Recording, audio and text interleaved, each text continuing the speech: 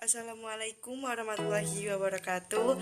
Perkenalkan, nama saya Novi Emilia Putri, NPM 21130220076. Saya akan menjelaskan sejarah kepramukaan Indonesia.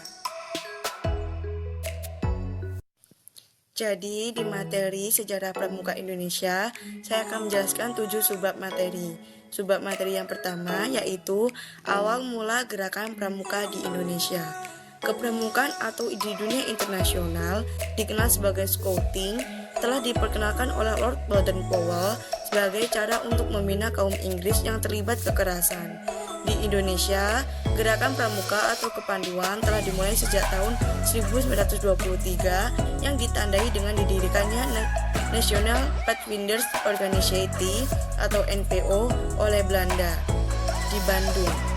Di tahun yang sama, Belanda juga mendirikan Jong Indonesia Pathfinders Organization atau JIPO. Kedua organisasi tersebut pada akhirnya meleburkan diri menjadi satu, bernama Indonesia National Pathfinders Organization atau INPO di Bandung pada tahun 1926. Organisasi kepanduan di Indonesia dimulai oleh adanya cabang Netherlands Pathfinders Organization atau NPO pada tahun 1912 yang pada saat pecahan Perang Dunia I memiliki kuartir besar sendiri serta kemudian berganti nama menjadi Netherlands Indisch Pathfinders Vereniging atau NIPV pada tahun 1916. Organisasi kepanduan yang diprakarsai oleh bangsa Indonesia adalah Javans Pathfinders Organization, berdiri atas Prakasa SP Mangkunagara 7 pada tahun 1916. Sementara itu, gerakan pramuka lahir pada tahun 1961.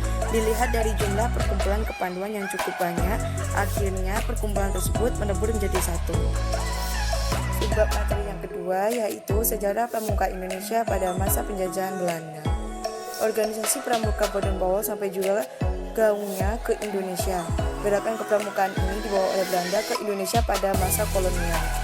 Didirikanlah oleh Belanda organisasi kepanduan pertama di Indonesia yang diberi nama NIPV atau Persatuan Pandu-Pandu Hindia Belanda. Istilah Pathfinders merujuk kepada istilah untuk organisasi pramuka yang ada di negeri Belanda. Organisasi kepanduan ini ternyata mendapat perhatian dari para pemimpin gerakan kemerdekaan. Mereka melihat bahwa pendidikan dan pelatihan yang dikenal dalam gerakan kepanduan dapat digunakan untuk membentuk karakter manusia Indonesia. Para tokoh pergerakan tersebut sepakat untuk mendirikan organisasi serupa. Mulailah bermunculan organisasi-organisasi kepanduan yang diprakarsai oleh tokoh-tokoh pergerakan seperti SIAP atau Syarikat Islam Afdalin Pathfinderi, HW atau Hizbul Waton, JPO atau Javans Pathfinders Organization, NATIPU atau National Islamic Pathfinderi, dan JJP atau Jong Java Pathfinderi. Subbab materi yang ketiga yaitu sejarah pramuka Indonesia pada masa penjajahan Jepang. Gerakan pramuka Indonesia terus bertahan pada masa penjajahan Jepang. Namun, gerakan kepanduan ini mendapat beberapa hambatan. Pada masa Perang Kedua, tentara Jepang melakukan penyerangan kepada Belanda. Banyak tokoh kepanduan di Indonesia yang ditarik masuk Keibondan, Peta, dan Seinendan, organisasi bentuk Jepang yang digunakan untuk mendukung tentara Jepang. Bukan hanya itu, ternyata Jepang melarang berdirinya partai dan organisasi rakyat Indonesia, termasuk gerakan kepanduan. Jepang menganggap organisasi ini berbahaya karena dapat meningkatkan semangat persatuan dan kesatuan rakyat jajahan. Namun, upaya itu tidak menyurutkan semangat para tokoh kepanduan Indonesia untuk menyelenggarakan Parkino II. Belakangan banyak pandu yang ikut terjun dan saling bahu-membahu dalam perjuangan kemerdekaan Indonesia mengusir tentara Jepang. Subbab materi yang keempat yaitu sejarah pramuka Indonesia setelah proklamasi kemerdekaan. Sebulan sesudah proklamasi kemerdekaan Republik Indonesia, beberapa tokoh kepramukaan berkumpul di Yogyakarta dan bersepakat untuk membentuk panitia Kesatuan Kepanduan Indonesia sebagai suatu panitia kerja, menunjukkan pembentukan satu wadah organisasi kepramukaan untuk seluruh bangsa Indonesia dan segera mengadakan Kongres Kesatuan Kepanduan Indonesia. Kongres yang dimaksud dilaksanakan pada tanggal 27 sampai 29 Desember 1945 di Surakarta dengan hasil terbentuknya Pandu Rakyat Indonesia. Perkumpulan ini didukung oleh segenap pimpinan dan tokoh serta dikuatkan dengan janji Ikatan Sakti. Lalu pemerintah RI mengakui sebagai satu-satunya organisasi kepramukaan yang ditetapkan dengan keputusan Menteri Pendidikan, Pengajaran dan Kebudayaan nomor 93 tanggal 1 Februari 1947. Subbab materi yang kelima yaitu tentang lahirnya Gerakan Pramuka di Indonesia. Gerakan Pramuka lahir pada tahun 1961. Dari ungkapan yang telah dipaparkan di depan kita, lihat bahwa jumlah perkumpulan kepramukaan di Indonesia waktu itu sangat banyak. Jumlah itu tidak sepadan dengan jumlah seluruh anggota perkumpulan itu. Peraturan yang timbul pada masa perintisan ini adalah ketetapan MPRS nomor 2 atau MPRS _1960 tanggal 3 Desember 1660 tentang Rencana Pembangunan Nasional Semesta Berencana. Dalam ketetapan ini dapat ditemukan pasal 330C yang menyatakan bahwa dasar pendidikan di bidang kepanduan adalah Pancasila. Materi subbab yang keenam yaitu penyebab kepanduan berubah menjadi Gerakan Pramuka. Menjelang tahun 1961, kepanduan Indonesia telah terpecah-pecah menjadi lebih dari 100 organisasi kepanduan. Suatu keadaan yang terasa lemah meski terbagi ke dalam 3 federasi organisasi kepanduan, 1 federasi kepanduan putra dan 2 federasi kepanduan putri. A. Ikatan Pandu Indonesia atau IPINDO 13 September 1951.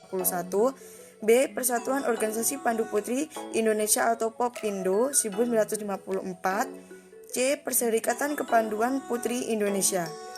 Keadaan ini membuat lemah organisasi kepanduan. Ketiga federasi tersebut melebur menjadi satu federasi, Persatuan Kepanduan Indonesia atau PERKINDO. Namun yang masuk dalam federasi ini hanya berkisar 60 buah dari 100 buah organisasi kepanduan dan hanya berjumlah 500.000 anggota. Dengan ditetapkannya keputusan Presiden nomor 238 tahun 1961, Gerakan Kepanduan Indonesia mulai dengan keadaan baru dengan nama Gerakan Raja Muda Karana atau Gerakan Pramuka ditetapkan. A. Semua organisasi kepanduan melebur ke dalam Gerakan Pramuka, menetapkan Pancasila sebagai dasar Gerakan Pramuka. B. Gerakan Pramuka adalah suatu perkumpulan yang berstatus non-governmental atau bukan badan pemerintah yang berbentuk kesatuan. Gerakan Pramuka diselenggarakan menurut jalan aturan demokrasi dengan pengurus kuartir nasional, kuartir daerah, kuartir cabang, dan kuartir ranting yang dipilih dalam musyawarah. Subbab materi yang ketujuh yaitu tujuan keberadaan pramuka di Indonesia. Gerakan Pramuka merupakan organisasi wajib bagi seluruh sekolah di Indonesia. Pada saat ini dasar hukum Gerakan Pramuka lebih diperkuat dengan dikeluarnya Undang-Undang Nomor 12 Tahun 2010 tentang Gerakan Pramuka. Pendidikan kepramukaan ialah pendidikan non-formal yang diperkaya dengan pendidikan nilai-nilai kepramukaan dan diselenggarakan menurut metode kepramukaan. Nilai-nilai kepramukaan yang dimaksud di sini adalah satya dan dharma. Sedangkan metode kepramukaan yang dimaksud di sini adalah belajar interaktif dan progresif di alam terbuka dengan bimbingan orang dewasa. Adapun tujuan pendidikan pramukaan ialah A. Membentuk karakter kaum muda sehingga memiliki watak, kepribadian, dan akhlak mulia. B. Menanamkan semangat kebangsaan agar kaum muda cinta tanah air dan memiliki semangat bela negara. C. Membekali kaum muda dengan berbagai kecakapan dan keterampilan. D. Pendidikan kepramukaan sebagai kegiatan ekstrakurikuler wajib pada pendidikan dasar dan pendidikan menengah. Itulah materi tentang sejarah kepramukaan Indonesia. Sekian dari saya. Wassalamualaikum warahmatullahi wabarakatuh. Terima kasih.